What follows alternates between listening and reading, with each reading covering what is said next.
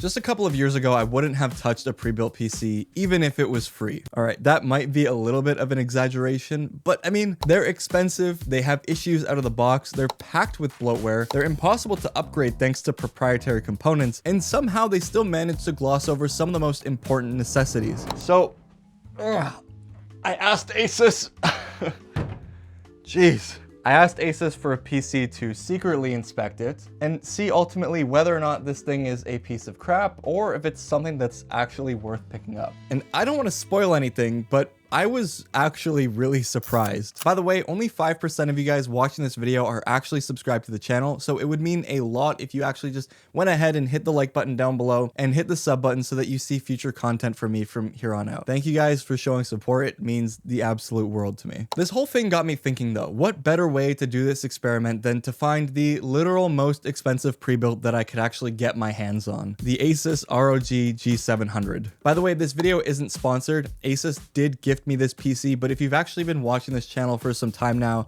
you'd know that I'm not afraid to burn a bridge when it comes to a bad product. However, this thing has the Intel Ultra 9 285K, 64 gigs of DDR5 RAM running at 6000 megahertz, and the RTX 5090. But not just any 5090, the literal 5090 Astral OC. And by the way, this thing does cost $5,000. But before we do a cost breakdown, let's actually just go ahead and see what the inside of this PC is actually like. So something that I noticed immediately when I opened this thing up about a month ago was just how clean this was put together. Like, they used a GPU support bracket, and that's actually really important because this is a really big graphics card. But like, there's nothing here for me to really complain about, you know, the cable management or anything they did wrong specifically. You know, sure, we got a few fan cables that come over the front of the motherboard, but like, that's not a big deal. There's this like power supply cover, which kind of just keeps like this whole basement area looking a little bit cleaner. And then in the back here specifically, which is probably the easiest area to kind of just ruin an entire build. Now everything's like clamped down nicely. There's zip ties. I didn't fix or change anything here. This is just how it shipped, and I don't know, it looks pretty decent. Now there's a couple of things that I've noticed right off the bat that kind of surprised me. Everything for the most part in this computer is made by ASUS, except of course for the processor, the RAM, and the SSD. The RAM is from TEAMGROUP and the SSD is from ADATA. So for the most part, all of these are off-the-shelf components, which is actually important for the sake of future-proofing. It's also a standard M-ATX motherboard. The power supply for the most part is also standard, except it is OEM, so you can't buy it, along with the cooler, which I also couldn't find online anywhere. And the same actually goes for the case. It's special to the G700, and yes, it's littered with the ROG branding and even a massive manifesto, which I don't really understand, but it has some pretty cool lighting effects thanks to the RGB on basically every component. But the motherboard, the 5090 Astral, the Intel 285K, and the memory, as well as the SSD, are all things that you can go into a store and pick up off the shelf, which is a really good thing. The case is also pretty well built. It has a tempered glass side panel, it has room to grow in, and it's also really easy to manage and clean thanks to the removable dust filters. It also has solid front I/O, and yeah, my first impressions of this computer were pretty solid. Like, this is a really well put together pre-built. Now, I would hope so for the $5,000 price tag, which is eye-watering, but let's not get it twisted here. This is not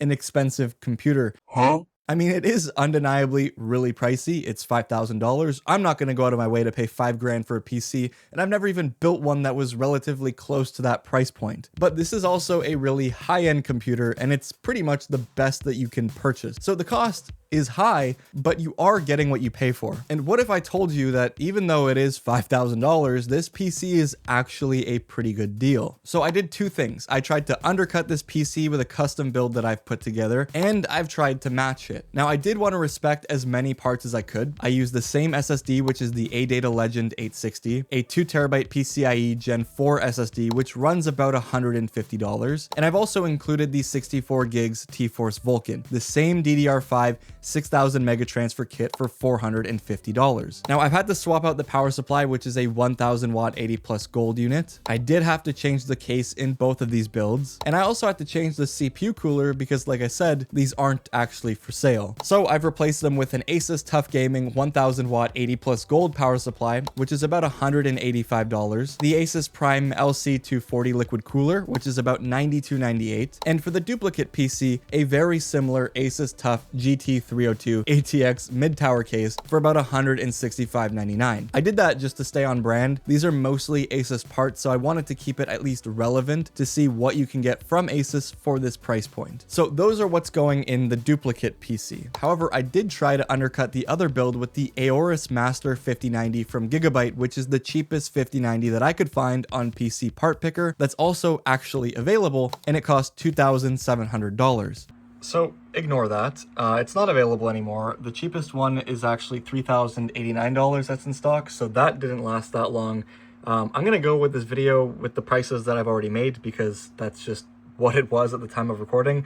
Redoing this whole thing would be really frustrating, but just keep that in mind that even though this card was a little bit cheaper, it was actually $2,600 at one point, it's not anymore. And just for the sake of bringing the cost down on the cheaper PC, I decided to use the Fantex XT Pro ATX mid-tower case, which is about $57.98. So here are the two builds. The dupe PC is $5,216.48, and the cheaper PC is $4,350.46. Now, neither of these PCs actually include Windows, which will run you an extra $120. So here's the thing. If you actually try to match this build, you lose $216.48. And if you decide to purchase Windows, you're actually losing $336.47. Now, if you do go the cheaper route with the 5090 Master and the cheaper case, you technically save about $650 or $530 when you purchase Windows 11. But you also aren't getting what I would consider to be the best version of the 5090 that you could purchase. And to be honest, I'm actually surprised that in this computer, ASUS did throw in the Astral rather than just making their own OEM GPU for their pre-builds. So yeah, it's pretty pricey, but at the end of the day, you are actually getting what you pay for. And I can't believe I'm saying this, but it makes sense to buy this pre-build. All right, now let's go ahead and talk about the benchmarks. So I decided to run all of the games that I'm going to show you at 4K since I am using a 4K display. And since I don't feel like running a 5090 at 1440p is ultimately what you're going to be doing with it. Now, I did make a video on this monitor. I will link it below if you're interested, but I'm using the PG32UCDM. It's a 240 Hz OLED panel, and it's what I use for gaming and content creation as well, but that's besides the point. So I wanted to benchmark games that I actually play, or at least games that I find are relevant. So let's go ahead and start with Battlefield 6. Using the Overkill preset, which is the max graphics settings for Battlefield 6, I saw an average frame rate of 120. Now, this is a perfectly playable number. It only dips down to 87 with 1% lows, but given how chaotic Battlefield can be at times, I don't personally like to run the game on Overkill. I dropped it down to the next one under, which is Ultra, and there was still a really massive bump from 120 frames per second to 150. Now, this felt way better. It felt way more responsive, and the 1% lows only dipped to 111, which is very close to the average frame rate from the Overkill preset. Now, there's not much of a visual difference between the two, if I'm being honest. The game looks really good regardless, but yeah, this computer handled Battlefield 6 no problem. Red Sec now, which is basically Battlefield 6's Battle Royale, is a little more demanding just because it's a much larger map. So running this game in Overkill, the average frame rate dipped to about 100 frames per second, which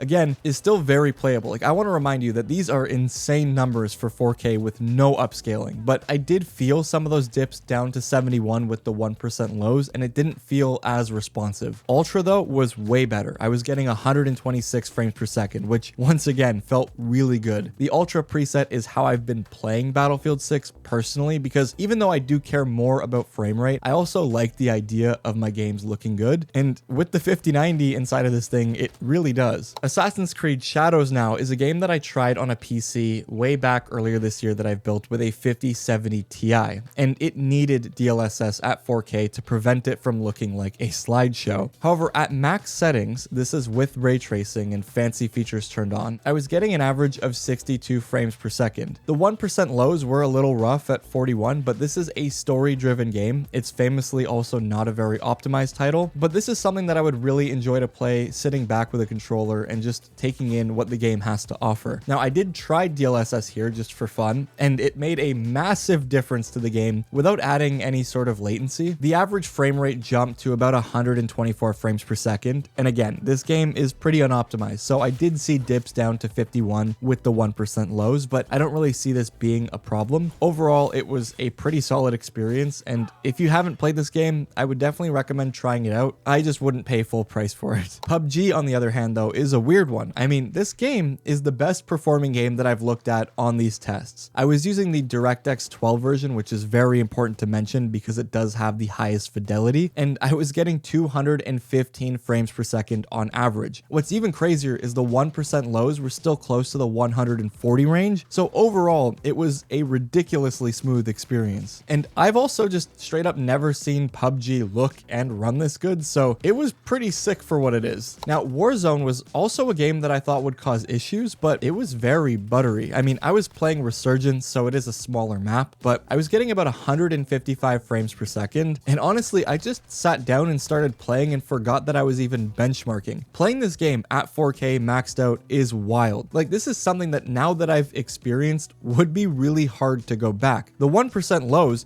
once again, only got down to 114, so it was super stable, and despite the fact that I absolutely despise this game now, I actually enjoyed playing it earlier. Okay, now, Borderlands 4 is hands down the worst offender here. Now, full transparency, Gearbox and 2K have completely dropped the ball with this game. It's notoriously impossible to run, it's very unstable, and it's just not a good experience. Now, I did use the badass preset, which is the absolute max this game can run, but you might notice that it looks a little soft and ugly, and that's because I had to use DLSS with frame generation to make this thing playable. Now, I'm only doubling the frame rate with DLSS, but the average that I was seeing is 111, which is pretty good. The only issue here is that the 1% lows come down to sub 40. And what's even worse is the 2 frames per second stutters that happen every once in a while, and it really takes you out of just enjoying the game. It's unfortunate because this is a solid game, but it's just kind of hard to enjoy no matter what hardware you're running it on. Even on PlayStation, I was getting horrible performance. So no way is it a fault to this PC. I just wanted to show you how this game runs on a 5090 in case you were curious about it. Now, a couple of things that I've noticed after a month of using this computer.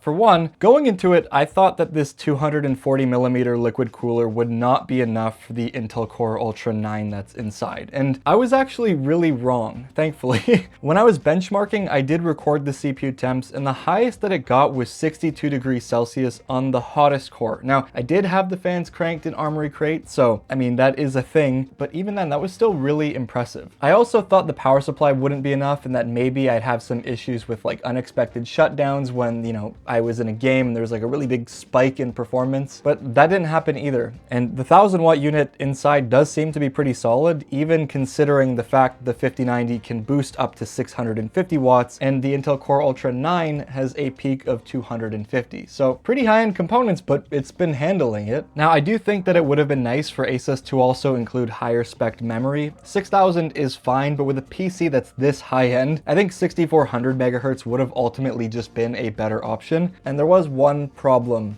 with this out of the box. By default, the XMP profile wasn't actually enabled, so it wasn't running at 6000 megahertz, it was running at 4800, which isn't the end of the world, but if you're buying a PC like this with the parts that are inside of it, you want to get the performance out of it, and it does make a pretty drastic difference in games if you aren't someone that notices that kind of thing or really understands what XMP is and stuff like that. And I want to just touch on the cost quickly. It is expensive, right? I think I've made that clear throughout this whole video, but most of the cost with this computer actually just comes down to the 5090 Astral. It's the biggest chunk. It's, you know, $3,400 almost. And it's kind of weird because on one hand, the 5090 Astral is the best GPU. It is kind of weird to have in a pre-built because I feel like if you have that kind of money to put towards this card, you're probably going to want to make like a cool build around it. But that being said, I'm also not angry of them putting their best GPU inside of this computer. I think the fact that it has the Astral is insane. And as for bloatware on the G700, the only bloat has just been Windows. I mean, that sounds kind of silly, but OneDrive, Teams, blah, blah, blah, all these things that Microsoft tries to throw at you when you have a Windows license is just insane. The only other software is stuff that's related to ASUS drivers. So you do obviously have Armory Crate, which is a pretty big deal because it controls all the lighting and stuff like that. And then you also have just things like your audio drivers and whatnot, which are also really important. So as for like bloat, there isn't any. And so yeah, to close it out, when I looked at this computer, I didn't part it out originally. Like, I wanted to be surprised and find out for myself whether it was actually going to be a good value or not, because I was curious and I wanted to go into it blind. But I'm kind of blown away that they've been able to pretty much match the price of what it would cost you to actually build. And in some cases, it's actually cheaper just to get it through ASUS. And then you have all your warranty. You don't have to worry about putting everything together or damaging things in the process if you've never built a computer. And then at the end of the day, like I said, I've been using this for over a month now. It's been stable, it's been running really well, and I've had zero issues with it. So overall, it's been a really good experience. And in hindsight, while I wouldn't personally pay $5,000 for a computer because I'm not the target demographic for that. I mean, I've done that before with the MacBook that I'm using. When it comes to a PC, all that I'm doing on it is playing games. But the only problem is now that I've experienced this, I definitely can't go back. Like, it is actually insane, the performance that I'm getting at 4K. And it's made this entire just like experience so fun and enjoyable. So yeah, that was the ASUS ROG G700. If you have any questions about it, let me know in the comments down below. I'm gonna make another video about this thing later down the line and probably show some upgrade paths and things that you can do with it. I know there's not much because it's already like fully spec'd out, but I want to see what I can do with this thing in the future. So thank you guys for watching. I'll see you all in the next one. Don't forget to like and sub on your way out. And if you've watched all the way through, consider dropping, I don't know, a money bag emoji. I'll see you in the next one. Peace out.